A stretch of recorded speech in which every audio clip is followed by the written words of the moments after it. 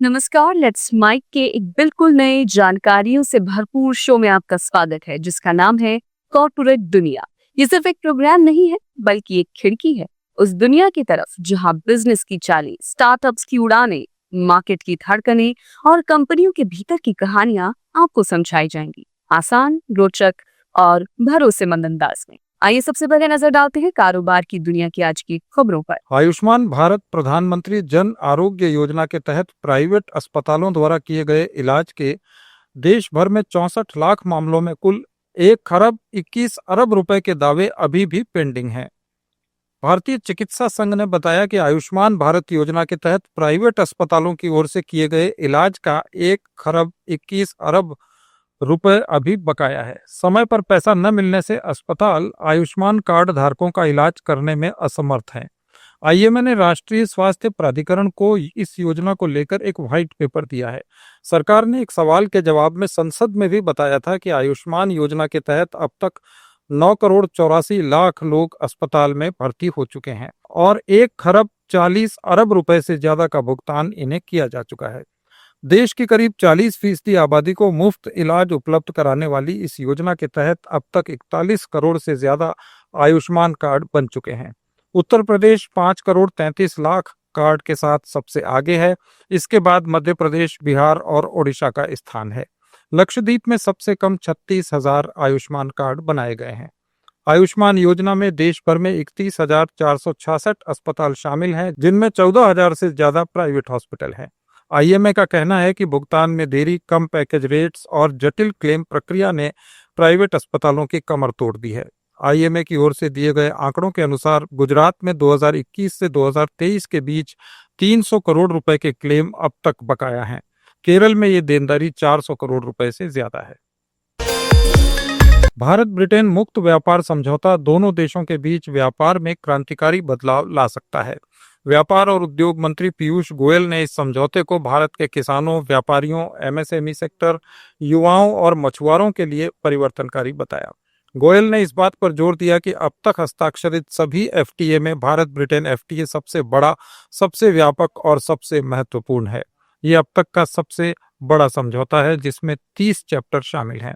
इसके लागू होने पर 99% भारतीय एक्सपोर्ट ब्रिटेन में टैरिफ फ्री पहुंच सकेगा, जिससे भारतीय अर्थव्यवस्था को काफी बढ़ावा मिलेगा। एक game changing free trade agreement जो अपार अवसर लेके भारत के किसानों के लिए, भारत के उद्यमियों के लिए, एमएसएमई सेक्टर के लिए, कामगारों के लिए, युवा युवतियों के लिए, मछुआरों के लिए, हर वर्ग के लिए अलग अलग लाभ, बड़ा लाभ देने का काम करेगा।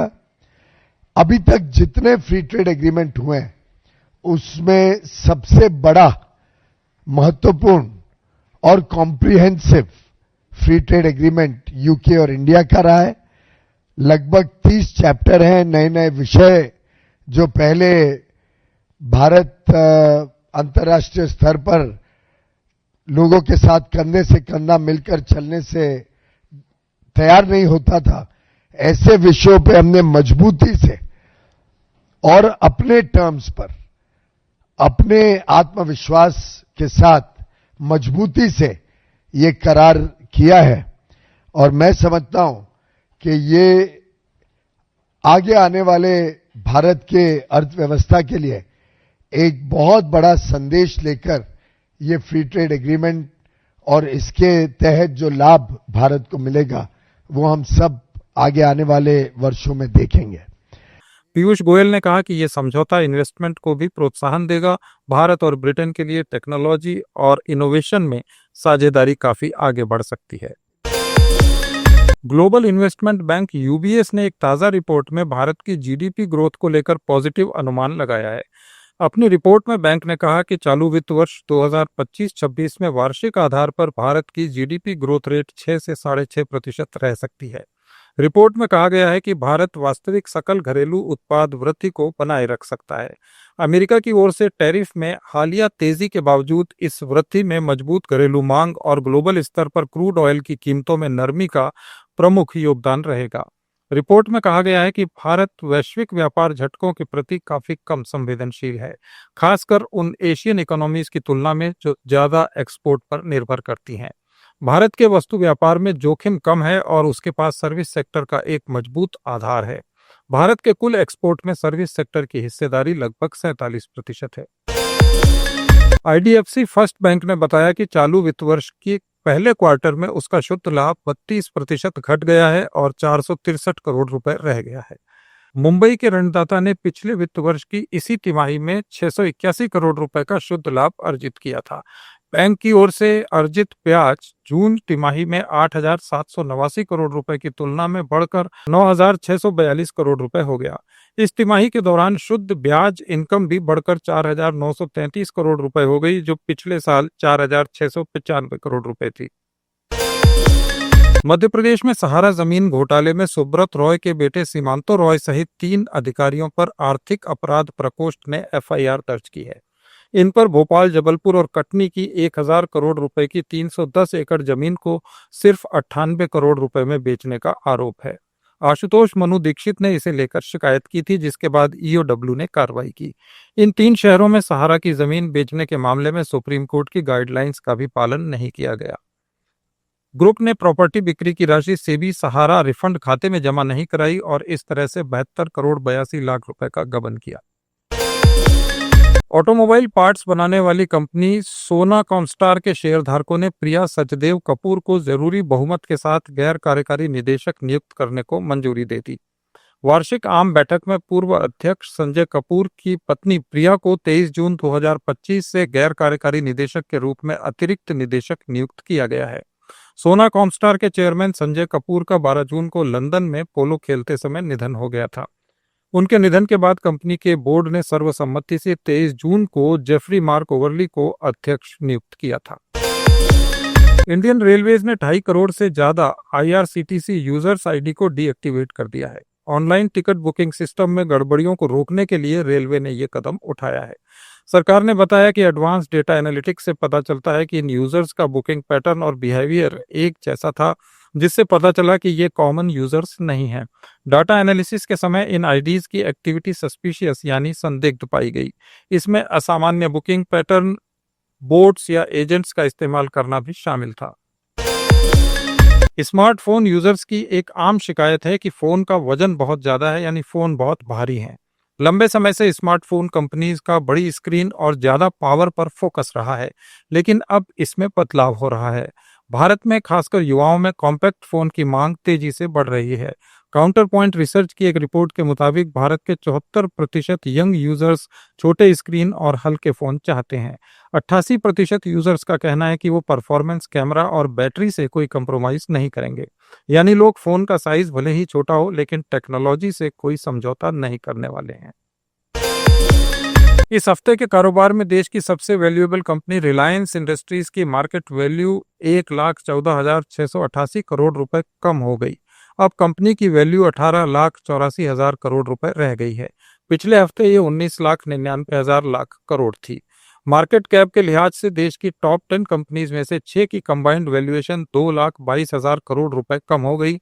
इनमें रिलायंस के अलावा इन्फोसिस, एलआईसी और टीसीएस शामिल हैं।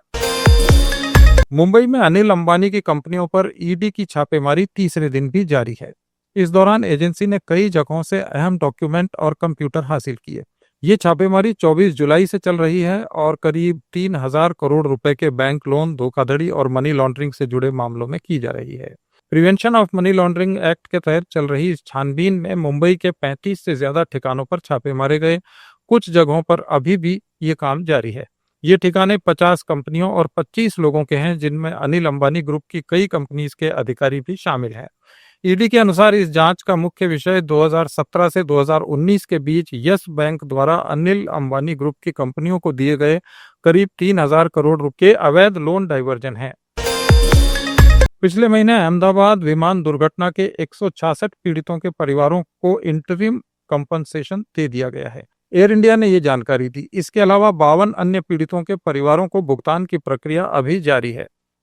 एयरलाइंस ने अपने बयान में कहा कि एयर इंडिया ने 229 मृत यात्रियों में से 147 के परिवारों को अंतरिम मुआवजा जारी किया है। साथ ही दुर्घटना स्थल पर जान गंवाने वाले 19 लोगों को भी मुआवजा दिया गया है। इसके अलावा 52 अन्य लोगों के दस्तावेजों का वेरिफिकेशन कर लिया गया है और इन परिवारों को अंतरिम मुआवजा जल्दी ही जारी किया जाएगा। टाटा ग्रुप की इस एयरलाइंस ने स्पष्ट किया कि अंतरिम भुगतान को किसी भी अंतिम मुआवजे के साथ समायोजित किया जाएगा। टाटा ग्रुप ने दुर्घटना पीड़ितों को समर्पित AI-171 memorial and welfare trust भी रजिस्टर किया है। एयर इंडिया ने दुर्घटना में क्षतिग्रस्त हुए बीजे मेडिकल कॉलेज छात्रावास के बुनियादी ढांचे को दोबारा बनाने में सहयोग देने का भी वादा किया है। भारत और ब्रिटेन के बीच ऐतिहासिक मुक्त व्यापार समझौता हुआ। इस समझौते के लागू होने के बाद भारत में कई चीजें सस्ती हो जाएंगी। सस्ती होने वाली चीजों में सबसे ज्यादा चर्चा जिस चीज की है वो है स्कॉच विस्की। स्कॉच विस्की पर भारत ने टैरिफ 150% से घटाकर 75% कर दिया और अगले 10 सालों में यह टैरिफ 40% कर दिया जाएगा। इस सूचना से स्कॉच के शौकीनों में खुशी है, लेकिन जो लोग इसके बारे में नहीं जानते उनके लिए स्कॉच सिर्फ एक विस्की है। कुछ हद तक ये बात सही भी है, लेकिन इस स्टोरी में हम बात करेंगे उस विस्की की जो अलग है, खास है और स्कॉटलैंड में बनती है। स्कॉटलैंड में विस्की का निर्माण काफी समय से हो रहा है, लेकिन इसकी शुरुआत कहाँ से हुई इस पर विवाद है। विस्की के बारे में जो सबसे पुराने डॉक्यूमेंट मिलते हैं वे 1494 में स्कॉटिश एक्सचेकर रोल्स में है। एक्सचेकर रोल्स उस वक्त की सरकारी गैजेट को कहा जाता है जिसमें खर्च और आमदनी का रिकॉर्ड दर्ज किया जाता था। इस किताब में जिक्र है कि फ्रायर जॉन कॉर को एक्वाविटे बनाने के लिए 8 बॉल माल्ट दिया गया था। उस समय एक्वाविटे शब्द का प्रयोग शराब के लिए किया जाता था जो डिस्टिलेशन की प्रक्रिया से बनाई जाती थी। एक्वाविटे एक लैटिन वर्ड है जिसका अर्थ होता है जीवन का जल। उस वक्त स्कॉटलैंड में शराब बनाने के लिए काफी मात्रा में अंगूर उपलब्ध नहीं होता था, इसलिए जौ का इस्तेमाल किया जाता था। माल्ट अंकुरित जौ को ही कहा जाता है। बाल अनाज को मापने की एक इकाई है। विस्की की हिस्ट्री तो काफी पुरानी है, लेकिन स्कॉटलैंड में शराब बनाने की फैक्ट्री का सबसे पहला जिक्र 1690 में मिलता है। उसके बाद एक्वाविटे यानी शराब का उत्पादन यहाँ बढ़ता चला गया। उस वक्त इसके मेडिसिनल फायदों की भी चर्चा होती थी और ये कहा जाता था कि अगर इसे कम मात्रा में पिया जाए तो ये बुढ़ापे को रोक सकती है। स्कॉच विस्की केवल स्कॉटलैंड में ही बन सकती है क्योंकि इसको बनाने की प्रक्रिया बहुत अलग और काफी जटिल है। स्कॉच का निर्माण अंकुरित जौ से किया जाता है। अंकुरित जौ को गर्म पानी के साथ पीसा जाता है। उसके बाद इस मिश्रण को 3 साल तक ओक के पीपों में रखा जाता है। ओक की लकड़ी में 3 साल तक रहने पर इसमें एक अलग तरह की खुशबू आ जाती है। यही इसे दूसरी विस्की से अलग बनाती है और इसे स्कॉच का नाम देती है। तो ये थे कॉर्पोरेट दुनिया के आज के कुछ जरूरी और रोचक समाचार। अपडेट्स के लिए बने रहिए लेट्स माइक के साथ। It's time for news. It's time for more than radio. Presenting the first radio news app, Let's Mic. Let's Mic, a news-based app on your phone where you get to watch and listen news, talk shows, interviews, radio show podcasts. On Let's Mic, you get all relevant information of TV, print, radio, podcast, and digital. Let's Mic talks about every segment of life.